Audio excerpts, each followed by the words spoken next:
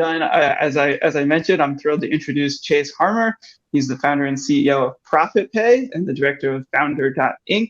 ProfitPay is enabling the future of the digital economy by innovating around what's next in payments. It's an all-in-one platform solution for card issuing, digital banking for merchants and consumers in the US, EU, and Canada, and helps internet companies to make more money. So yeah, Chase is a top-rated mentor. He has expertise across e-commerce, sales management, payments, obviously a payments company, ProfitPay, customer success, contract negotiation, and more.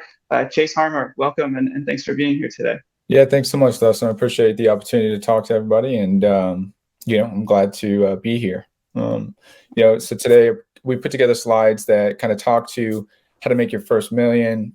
If you're innovating software or building some sort of technology, there's a few different things. I think making your first million is easy. After that, it becomes more complicated because you have to build processes around all that stuff. But initially, I'm going to flip between a couple different decks here. I want to talk about the size, residual, and longevity of the business. When we actually started our company, we did a competitive landscape, and there's three things that I really look at, and that's the size of the market. Obviously we're in the virtual card space, just $2 trillion annually in 21. Online payment processing, huge opportunity, and payables, which is owned by banks for the last forever. And it's, trying to convert those into cards. There's a $10 trillion market there. So the size of the opportunity is there. There's big competitors in that space. And the residual opportunity for all these things, are people going to be utilizing this stuff in the future? And the answer is yes, maybe in different ways, but payments is always going to be a part of it. So three things that I always look at, and I think that's important to start it off with. So back to here, how to scale in millions in capital or revenue without millions in capital. I'll just repeat this first part just real briefly so you can see what I was talking to. I was talking to this slide here, which basically shows the size of the market that we're in, the different competitive landscapes that we're addressing, and what we think we can, how we think we can insert ourselves into that equation. And when I was talking about virtual credit cards, online processing, and payables, and the longevity of that, is credit cards might not be around forever, ever, but there's always going to be some sort of payment mechanism that's moving money from your bank account to someone else's, and we want to be a part of that. So going back into, here, present here. So being brave and innovative, all you guys have those, all you guys are thinking along those lines, and scaling to millions is totally possible. It's actually probably easiest to get to your first million if you're building something unique.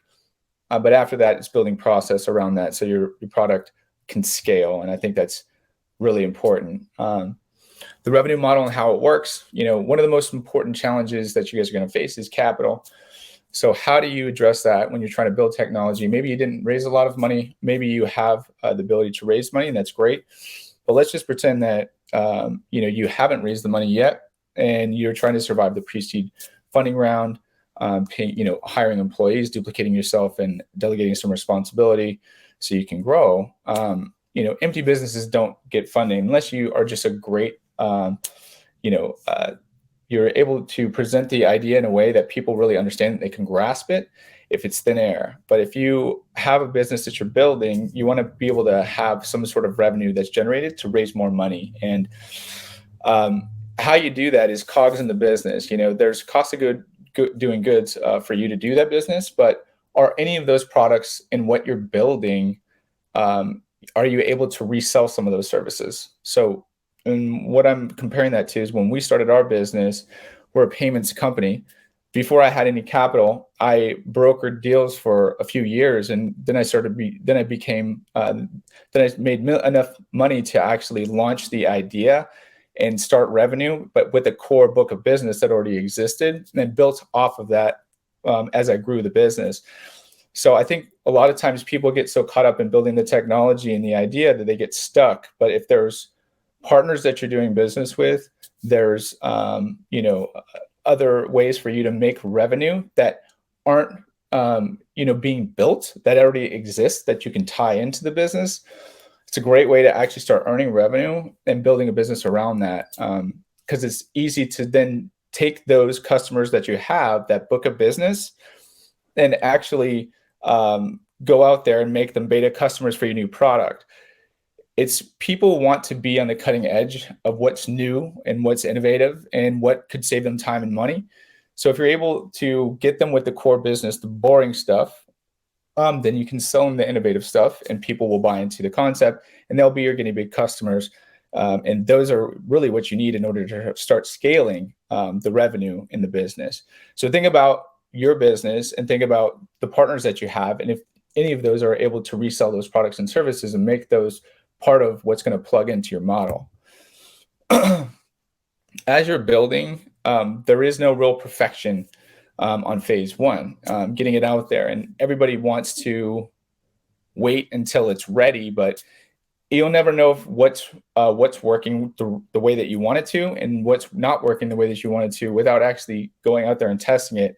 And customers are going to do more testing than you because they're thinking about ways to in their business that you're not probably thinking of. So having those beta customers and just getting it out there is half the battle for most entrepreneurs.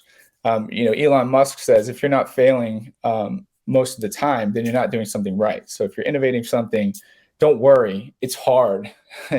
It's hard. You just need to get it out there and get customers that will test it with you. That's why having those core products, going back to getting revenue in the door, having those core products that are working already in the market that you can tie into an existing innovation, that's a great way to start earning revenue and actually not worrying about what's going on with the build. Making your first million, getting to the nuts and bolts here, minding your opportunities, knowing your market better than anyone else. So, and I'll compare this back to our story. So I started in the credit card processing business, knocking on doors, setting up merchant processing machines. Then I became a conduit for the bank and became our own sales office. We started growing that. And as we started growing that, we started noticing different things in the business that were all segregated. The fintech business is very siloed. You have, fraud prevention companies, processing companies, card issuing companies, gateways. So because I had been a part of every single one of those sales cycles, like connecting merchants to these platforms, I really understood the business and saw the business differently than anyone else. And so I think, being able to understand every single nook and cranny of your business is super important, but it also helps you find the opportunities. And that's really where, you can scale the business by getting one customer plugging in 5 different products, because you understand that they need a gateway. You understand that they need payments. You understand that they want to do card issuing because they're buying ads on the internet. I think, understanding that clients are doing all that gave us the ability to service all those. And I think that's what you need to think about as you're scaling revenue, not think about getting them at that core product and then, letting your cross sells and upsells do the rest. Ancillary sales, ancillary products, monthly costs, and you can bake these into quarterly or annual figures without actually being aggressive and nickel and dimey. Think about Comcast. Comcast, if you buy cable or try to get internet service at Comcast, for some reason, you end up signing up for a phone, TV, and internet. And it's because the bundle works better. And it doesn't feel nickel and dimey, but you always wonder why the heck you have a phone service when you have your cell phone and you never use that phone because it's a better deal. Well, you can bundle things together. And I think that's a bad way to do it. But you can bundle actual products together. So you're not charging 5 cents here, 12 cents here, $1 for there. You can bundle it together for a flat fee that actually makes sense, and people will buy in because it's ease of use, it's user friendly, and they know what they're going to pay at the end of the day. You can bundle all those things together and still make margin. And I think doing that allows you to really sell more products, earn more revenue, and not look like you're being aggressive with the pricing. Stop being shy.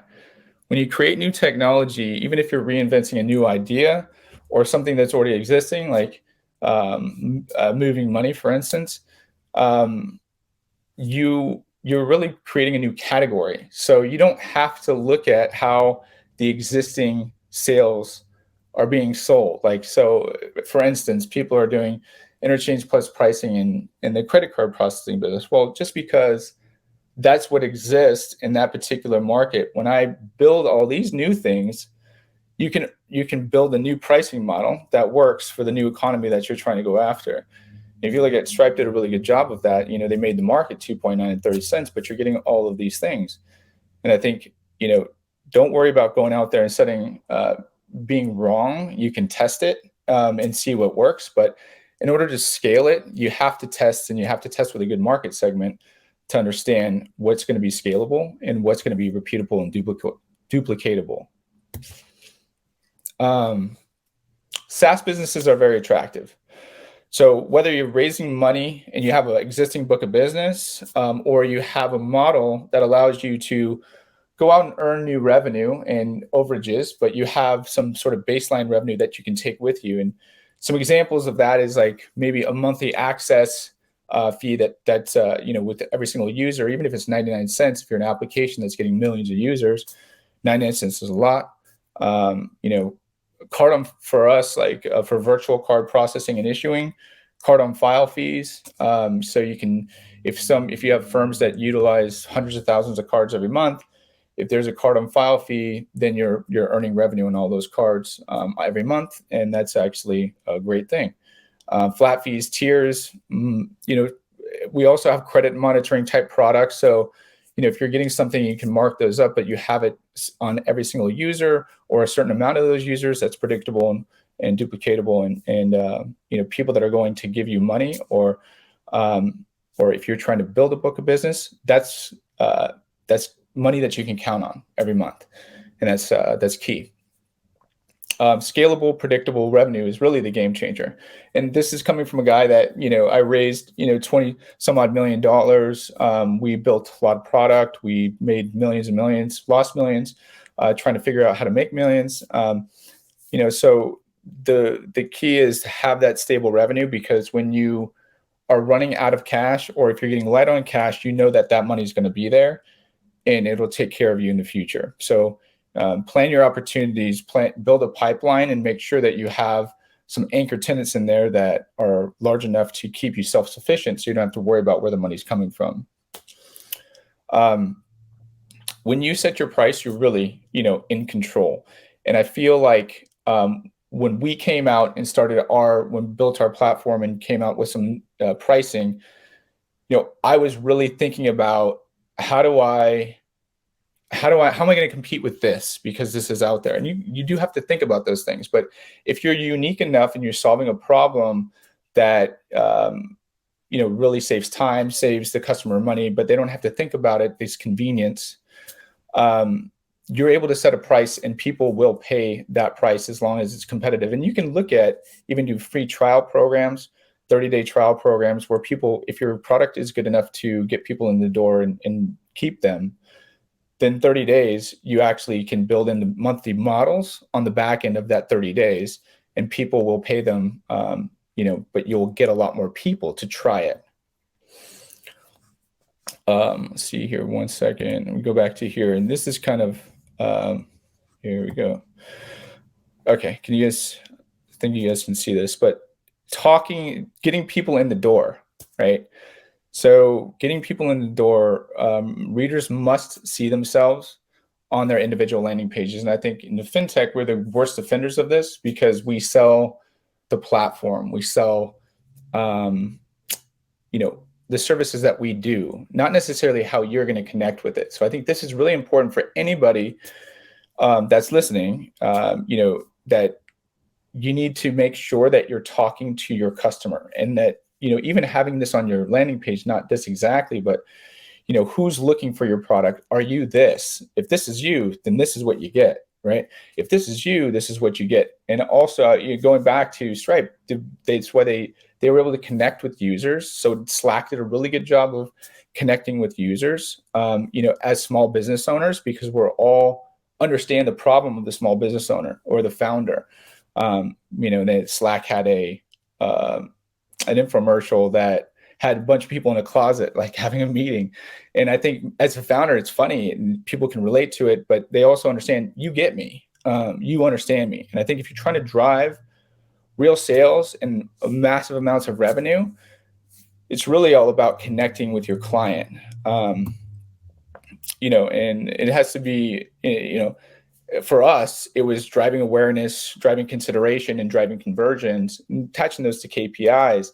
And I think you really have to measure those statistics. So once you have your use case defined, once you have your audience defined, once you've kind of figured out the money, it's really about building that brand and scaling it to the next level. And I think there's a lot of processes that are involved in scaling that revenue and continually to make more millions on the millions that you first made. But if you can build in a residual model, if you can build in a monthly SaaS fee, if you can afford to get people inside of your system and let them try it for 15, 7 days, 30 days, you'll have a lot more success getting people into the door. And scaling revenue then just becomes how much is it costing to acquire customers through social media, through YouTube, through the different channels that you're running traffic. And that's pretty much the deal there. I mean, bundling products, going back to the beginning of the presentation where I talk about if you're building product, while you're building that MVP product, try to look at services that you're working with or that you're going to be doing business with that support your core product.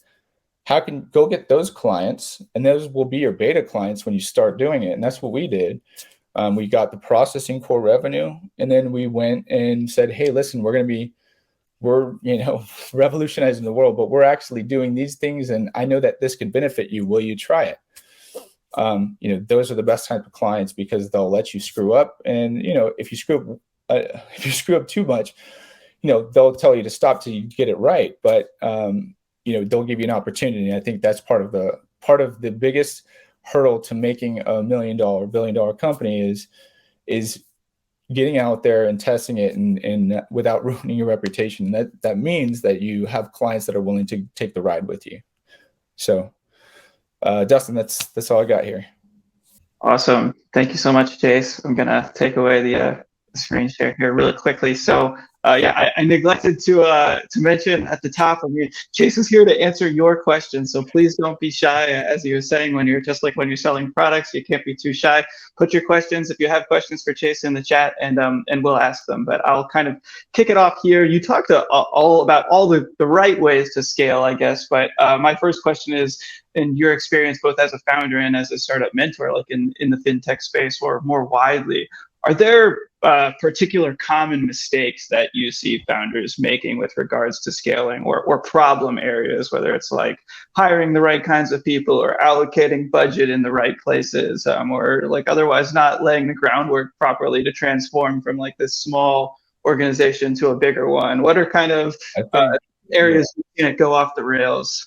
I mean, you said a lot of things there, but I think that really it's about building process. I think most entrepreneurs are like, hey, listen, oh, dude, we got 20 sales. We got this, then you just start throwing a lot of money at it. And then you realize how broken you are because you didn't build any process to actually support the business. And I think as you're scaling the business, it's really all about processes. How are you going to handle those sales?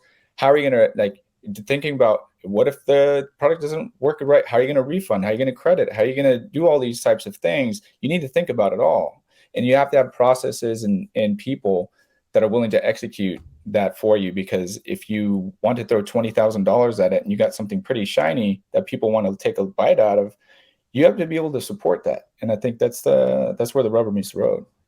Yeah. One thing I've often heard is like when you're earlier stage or when you're really in the startup stage, you want to have a lot of generalists around you who can juggle and have those different hats. But then as you are really ready to scale up, like post funding, you need to start bringing on more and more specialists that I guess you build those kind of processes around.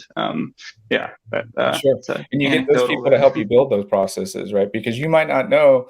I was a non-tech founder, so I didn't know what I didn't know. And you hire the right people and you build those processes together. So number one, you can keep them accountable. And number two, you understand you guys are both aligned going towards that same place. Yeah. Okay. So we have a question here in the chat. The first one from Kyle, who's asking, how do you get residual monthly payments if you're selling some kind of knowledge? He says, once there's knowledge learned, there might be no reason for a monthly fee. So that's a very Yeah. general question. Well, But, I mean, yeah. I think it's like, so ongoing, right? Why don't you think about building, like an ongoing type of subscription? Like, hey, you want more value, we got a lot more of it, and this blah, blah, blah, but you have like a $9 a month subscription or something like that, where you can start building a residual, and you not just give that one piece of information. If that one piece of information was good enough, you can get them to say, hey, you want more information like this, you need $90 a month, you build in a subscription program, and there you go. Yeah, yeah, that makes sense. A question here from Reem is about approaching organizations at this MVP stage. So, how to approach organizations to access beta users, whether that for their MVP that they're building. Do you have any tips, talking points, or what kind of mindset you've used to approach these early possible users?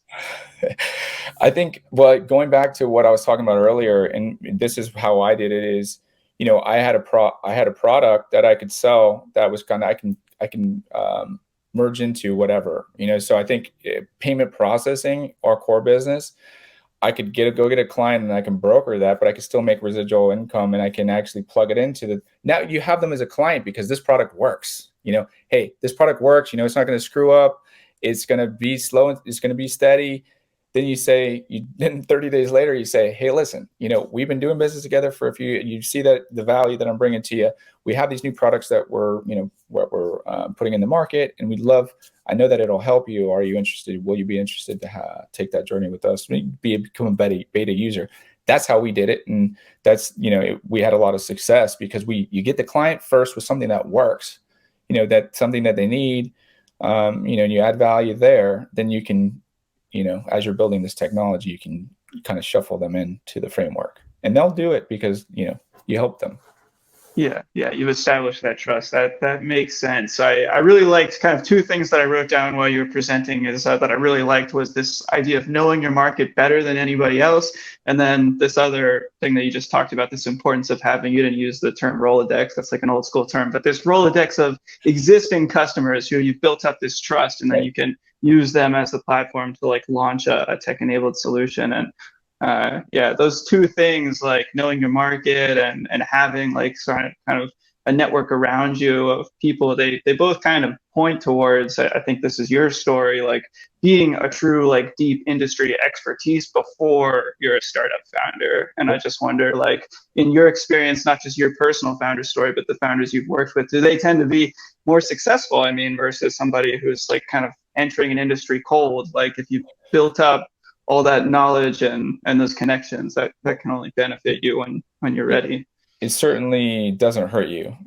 I mean, having all those connections, all that stuff, you have to build the railroad tracks no matter where you go. So if you build it ahead of time and then you're like, you know what, I know all these people, I can do this and this, add value here, and these guys will listen to me.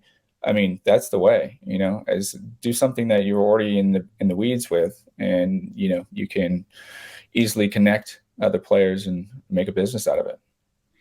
Yeah, there's a question here from Richard that I want to ask, which is, he says, when you're in a competitive market and you're fighting for traction with other, perhaps better funded competitors, what are your thoughts on these guerrilla tactics? And for an example, he says using MOUs in place of competitors' call to action. Any thoughts on that, of just being really scrappy and fighting low budget battles against better funded competitors out there? Yeah, no, I mean, I've been both, so like I, started from nothing, and, we were scrappy trying to just go out there and compete against the Heartlands and the First Datas and the TSYS of the world, right? So they were like a million times bigger than us. And even today, Stripe's the 800-pound gorilla. So it's like, you do have to be scrappy to go grab the business and do something that's innovative. I'd say that, don't worry about them. How big is your market? If the market's all taken by one player, maybe think about something else.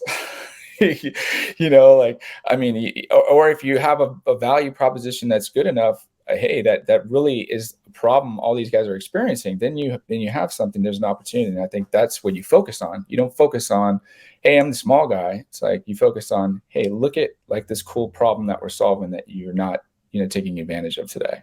And I think everybody has a problem. If you help them solve that problem and focus on that problem, that's where you can make money.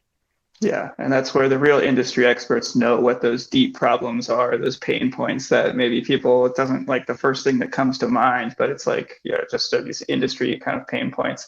Right. Yeah, question here from Han that I want to ask. It's a little different, but he says, could you elaborate more on the making readers see themselves immediately on landing pages? And since you're a payment solution, you presumably have a lot of customers. You've like been on their websites and seen their landing pages. His follow-up question is, what are the key success factors that you've seen that make landing pages effective? Don't expect you to be an expert on landing pages, but you've probably been on a ton of software Yeah. companies. So what stands I out think for you there? so. People talk about B2B and C2B and B2C. It's like so different. I'm like, wait a second. No, it's not. I said, at the end of the day, we're all consumers, right? And we've been trained by, this process of buying stuff on PayPal and Stripe, and we've been trained like that for years now at the consumers. So I think, it's really about giving just focus if they're coming to fix a toilet, like the toilet's the problem, right? And they have the problem, they need to fix it. So it's like really just focusing on what does your product do? Like it solves this problem. We solve this problem, because that's how consumers are seeing it. It's like, I need to fix my toilet. Where's the toilet fixing guy? Like, let me Google toilet fixing guy, but this is what we do. We fix toilets. That's what we do.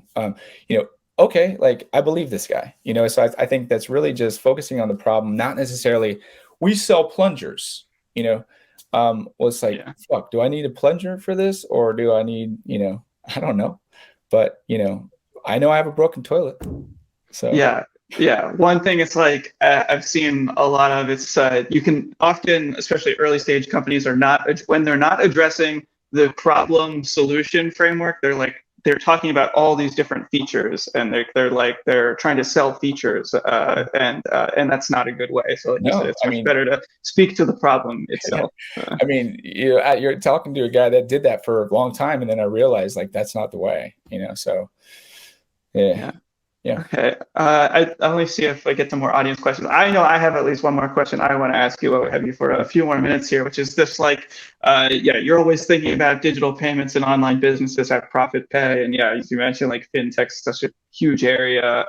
And I guess because it's a category that's about like enabling solutions for other kinds of entrepreneurs, which makes it interesting. Yeah. But now with all the DeFi and the crypto payments stuff, like all that, it's like even more confusing now to know what tech is the most relevant or interesting from you sit, what's the most exciting or the most important area of payments or that's like on your radar right now that maybe you think is going to change the most in the next like decade, or how people exchange money online? What are you watching?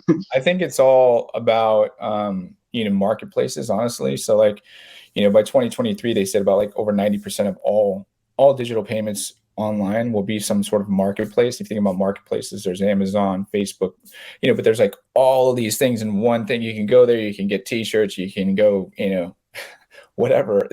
But everything's there. So I think every business that's going to be digital is going to have some fintech component built into it. And that's just because it's got to have convenience. I got to be able to, spend the money and make the money, do all these things. And it's got to be, so I feel like marketplaces is really where we're focused. I mean, I think it's like crypto. I compare it to like the Tesla. Like the Tesla's cool, but like it's only battery. Now try to drive from Reno to Nevada to the Bay Area. It's like you're kind of scared because there's only one superstation in between, like the whole way. So it's like the world's not ready for the whole to go full battery yet. It's like the world's not ready for crypto all the way yet. But is it exciting? Yeah, for sure. And I think it's the future. But it's just not. It's like it's not there yet all the way. Needs more to stay mainstream. That makes sense. I want to be cognizant of your time because we're running past the half hour here, but I don't know if you have other stuff up against this, but time for at least one more question here. One more question, yeah, for sure. Okay, all right. This is a good one to end on. I feel like Reem might have asked another question earlier, but ask, what's the biggest challenge that you faced as a founder and that you overcame? Does anything come to mind of personal kind of anecdote stories? Yeah, I mean, I think going back to processes, we didn't have any. We launched, we got like we had super amazing reception, but we weren't ready for that when we did it, like initially. So I think that was a mistake, not actually building process around scale. We didn't initially, and then we had to go back and take steps back to go forward. So I think, as a founder, probably my best advice would be sometimes you need to go slower to go faster. And, it feels like there's so much stuff going on. The world's burning. There's a million different things that you got to look at. But if you just keep charging, you're not going to see the whole picture. And I think a lot of times you just need to take a step back and do things that probably you don't want to, because it's time consuming. But if you do them, when you scale, it'll change your life, So I think that's the thing that I would say is probably, it would make the biggest impact if you understand that. So just don't try to rush and go forward and charge so fast. Take a step back, look at what you're doing and make sure that it's the right way, don't just charge through it. Yeah, that makes a lot of sense for setting yourself up for success and just being ready to kind of take the next step, but having the right mindset to slow down when needed. Yeah, that makes a lot of sense. That's hard because it's like the world's burning, so you're like, dude, I can't. What are you talking about? You're always putting out fires, like Exactly. it always feels like Yeah. So it can be hard to have that mindset, that perspective. Yep. Yeah. Well, thank you so much, Chase. Yeah, this has been a really interesting conversation. Yeah, thanks so much for your time and the presentation. And